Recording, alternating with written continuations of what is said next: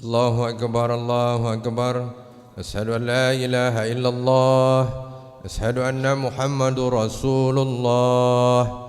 حي على الصلاة حي على الفلاح. قد قامت الصلاة قد قامت الصلاة.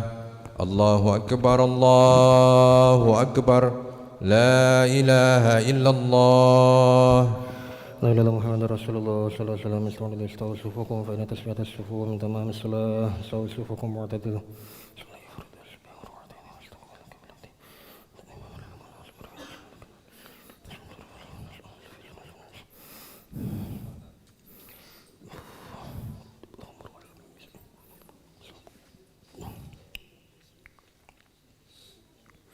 الله أكبر.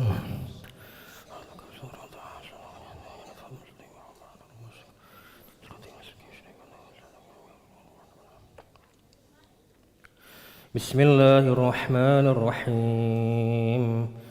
الحمد لله رب العالمين الرحمن الرحيم مالك يوم الدين إياك نعبد وإياك نستعين اهدنا الصراط المستقيم صراط الذين أنعمت عليهم غير المغضوب عليهم ولا الضالين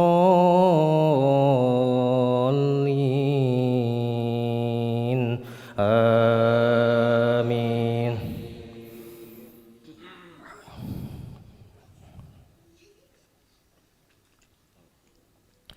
وإذا سمعوا ما أنزل إلى الرسول ترى أعينهم تفيض من الدمع مما عرفوا من الحق يقولون ربنا آمنا فاكتبنا مع الشاهدين وما لنا لا نؤمن بالله وما جاءنا من الحق ونطمع أن يدخلنا ربنا مع القوم الصالحين فأثابهم الله بما قالوا جنات تجري من تحتها الأنهار خالدين فيها وذلك جزاء المحسنين والذين كفروا وكذبوا بآياتنا أولئك أصحاب الجحيم. يا أيها الذين آمنوا لا تحرموا طيبات ما أحل الله لكم ولا تعتدوا إن الله لا يحب المعتدين وكلوا مما رزقكم الله حلالا طيبا واتقوا الله الذي أنتم به مؤمنون. لا يؤاخذكم الله باللغو في أيمانكم ولكن يؤاخذكم بما عقدتم الأيمان فكفارته إطعام 10 مساكين من أوسط ما تطعمون أهليكم أو كسوتهم أو تحرير رقبة فمن لم يجد فصيام 3 أيام ذلك كفارة أيمانكم إذا حلفتم واحفظوا أيمانكم كذلك يبين الله لكم آياته لعلكم تشكرون. الله أكبر.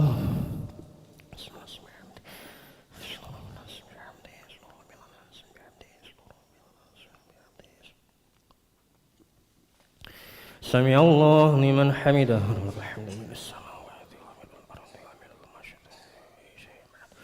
الله أكبر.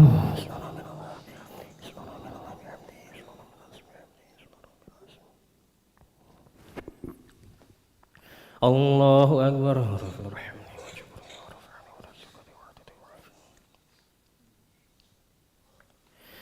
الله أكبر.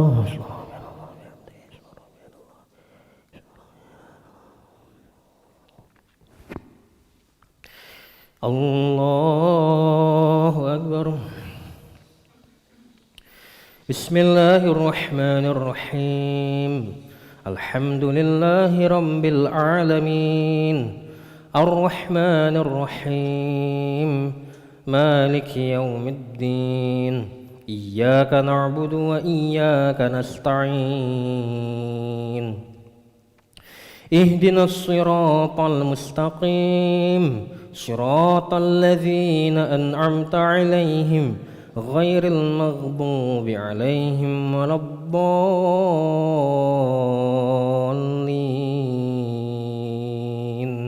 آمين.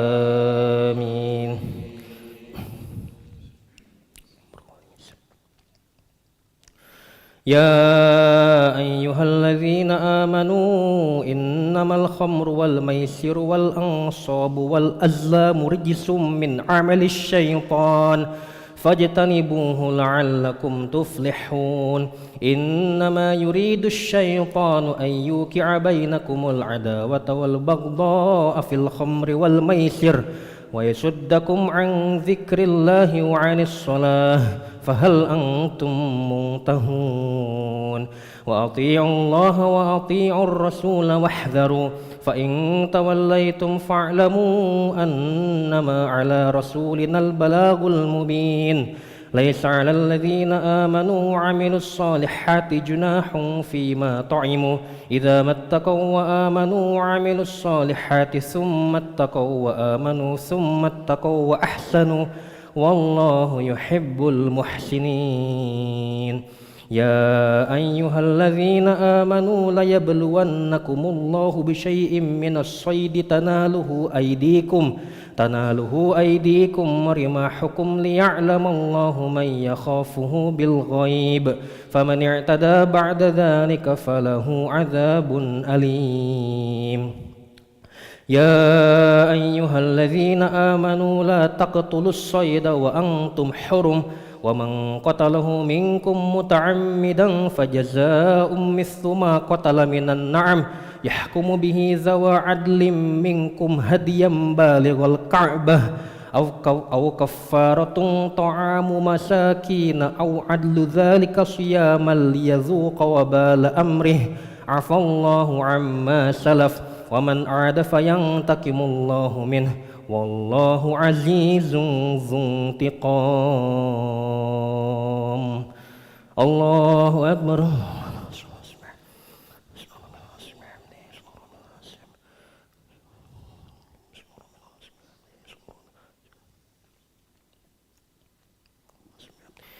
سمع الله لمن حمده.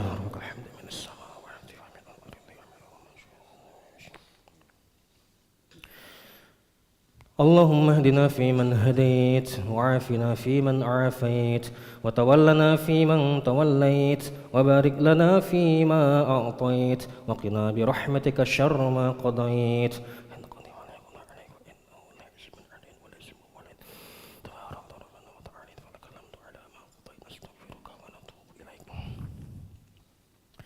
وصلى اللهم على سيدنا محمد النبي الأمي وعلى أهله وصحبه وبارك وسلم. الله أكبر.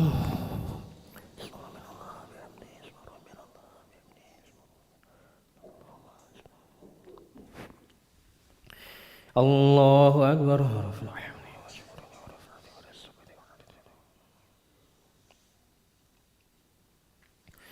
الله أكبر.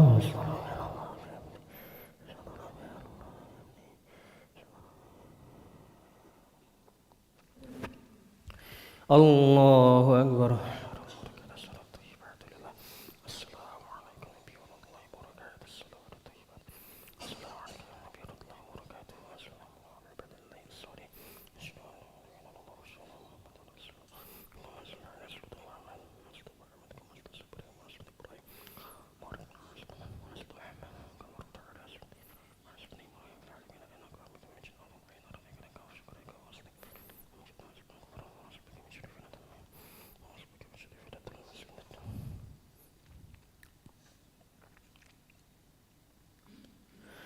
السلام عليكم ورحمة الله.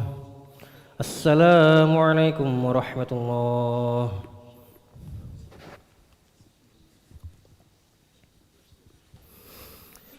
استغفر الله العظيم الذي لا إله إلا هو الحي القيوم وأتوب إليه. استغفر الله العظيم الذي لا إله إلا هو الحي القيوم وأتوب إليه. استغفر الله العظيم الذي لا إله إلا هو الحي القيوم وأتوب إليه. نشهد أن لا إله إلا الله نستغفر الله نسألك رضاك والجنة ونعوذ بك من سخطك والنار نشهد أن لا إله إلا الله نستغفر الله نسألك رضاك والجنة ونعوذ بك من سخطك والنار نشهد أن لا إله إلا الله نستغفر الله نسألك رضاك والجنة ونعوذ بك من سخطك والنار اللهم إنك عفو كريم تحب العفو فاعف عنا اللهم إنك عفو كريم تحب العفو فاعف عنا اللهم إنك عفو كريم تحب العفو فاعف عنا يا كريم لا إله إلا الله وحده لا شريك له له الملك وله الحمد هي ويميت وهو على كل شيء قدير لا إله إلا الله وحده لا شريك له له الملك وله الحمد هي ويميت وهو على كل شيء قدير لا إله إلا الله وحده لا شريك له له الملك وله الحمد هي ويميت وهو على كل شيء قدير لا إله إلا الله وحده لا شريك له له الملك وله الحمد هي ويميت وهو على كل شيء قدير لا إله إلا الله وحده لا شريك له له الملك وله الحمد هي ويميت وهو على كل شيء قدير لا إله إلا الله وحده لا شريك له له الملك وله الحمد هي ويميت وهو على كل شيء قدير لا إله إلا الله وحده لا شريك له له الملك وله الحمد هي ويميت وهو على كل شيء قدير لا إله إلا الله وحده لا شريك له له الملك وله الحمد هي ويميت وهو على كل شيء قدير لا إله إلا الله وحده لا شريك له له الملك وله الحمد هي ويميت وهو على كل شيء قدير لا إله إلا الله وحده لا شريك له له الملك وله الحمد هي ويميت وهو على كل شيء قدير اللهم أجرنا من النار اللهم أجرنا من النار اللهم أجرنا من النار اللهم أجرنا من النار اللهم أجرنا من النار اللهم أجرنا من النار اللهم أجرنا من النار السالمين اللهم أنت السلام ومنك السلام وإليك يعود السلام حينا ربنا بالسلام وأدخلنا الجنة دار السلام تباركت ربنا وتعالى يا ذا الجلال والإكرام أعوذ بالله من الشيطان الرجيم بسم الله الرحمن الرحيم الحمد لله رب العالمين الرحمن الرحيم مالك يوم الدين إياك نعبد وإياك نستعين اهدنا الصراط المستقيم صراط الذين أنعمت عليهم غير المغضوب عليهم ولا الضالين آمين وإلهكم إله واحد لا إله إلا هو الرحمن الرحيم الله لا إله إلا هو الحي القيوم لا تأخذه سنة ولا نوم له ما في السماوات وما في الأرض من ذا الذي يشفع عنده إلا بإذنه يعلم ما بين أيديهم وما خلفهم ولا يحيطون بشيء من علمه إلا بما شاء وسع كرسي السماوات والأرض ولا يؤوده حفظهما وهو العلي العظيم إلهي ربي ربنا يا معبود سبحان الله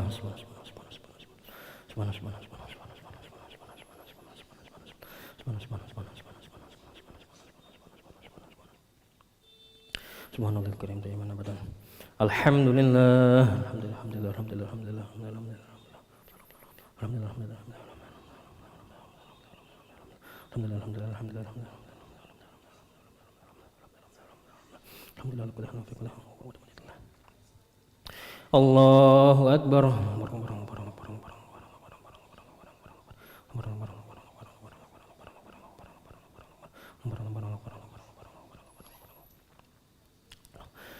الله أكبر كبيرا الحمد لله كثيرا سبحان الله بكرة وأصيلا لا إله إلا الله وحده لا شريك له له الملك وله الحمد ويميت وهو على كل شيء قدير ولا حول ولا قوة إلا بالله العلي العظيم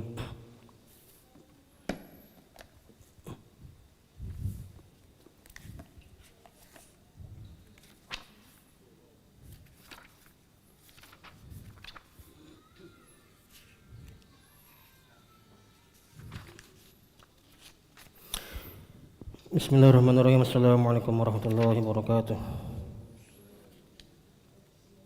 Ahmaduhu wa nusalli wa nusallimu ala rasulil karim amma ba'du. Kita melanjutkan membaca tentang fadilah atau keutamaan dari bulan suci Ramadan.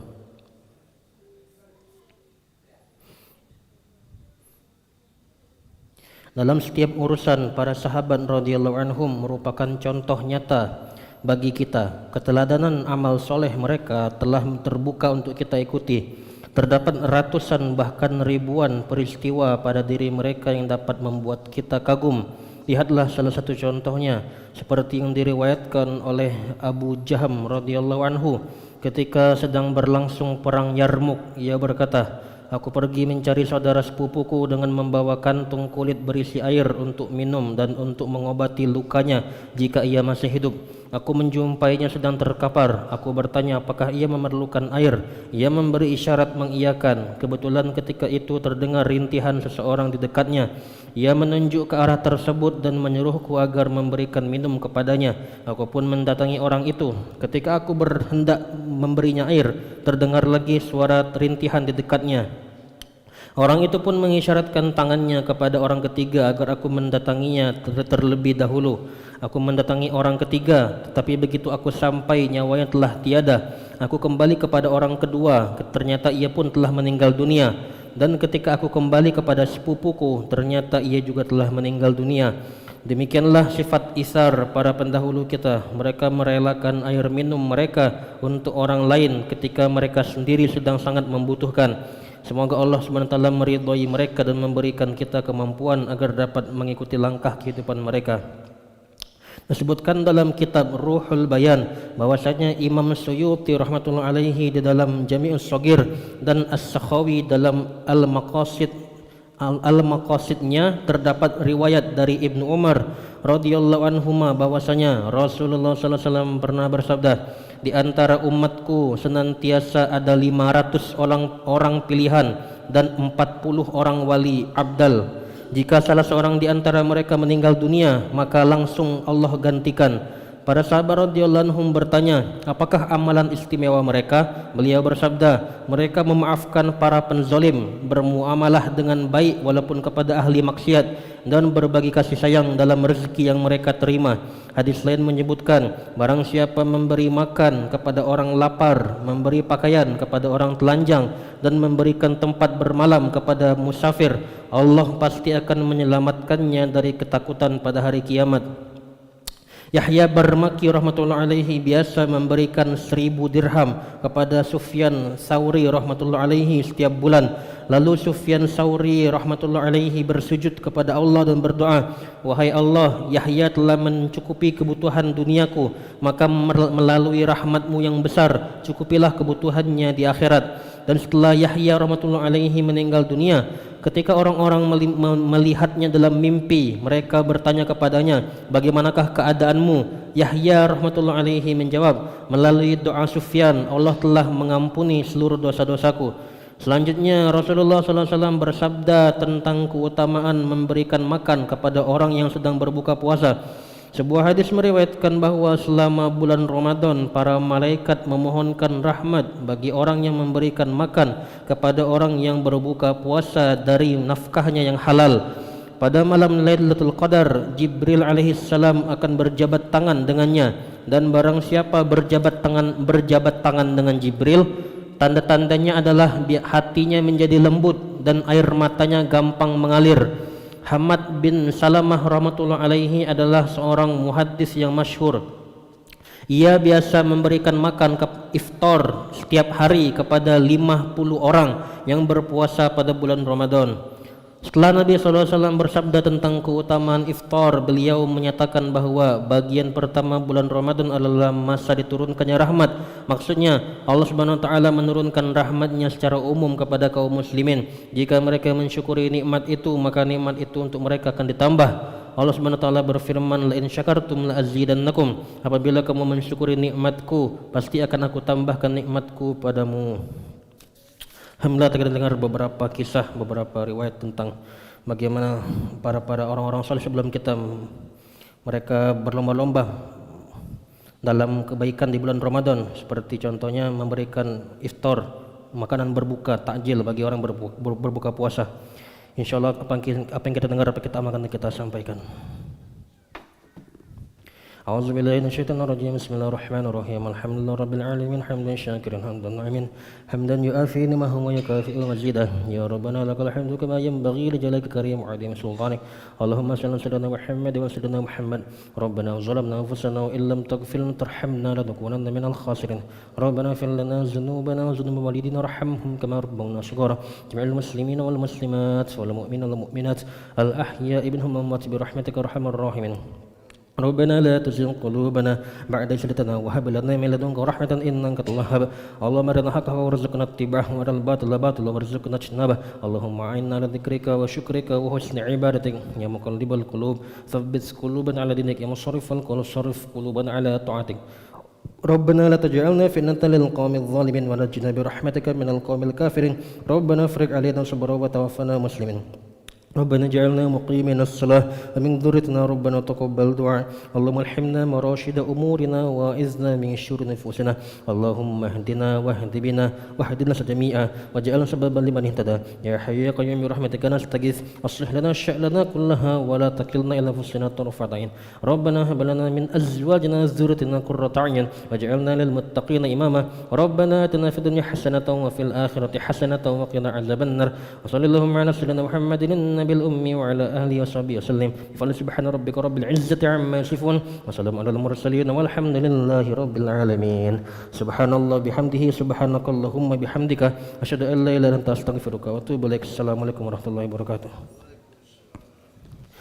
صلى الله على محمد صلى الله عليه وسلم صلى الله على محمد صلى الله عليه وسلم صلى الله على محمد صلى الله عليه وسلم صلى الله على محمد صلى الله عليه وسلم صلى الله على محمد صلى الله عليه وسلم على محمد صلى الله عليه وسلم صلى الله على محمد صلى الله عليه وسلم صلى الله على محمد يا ربي صل وسلم اللهم صل وسلم وبارك عليه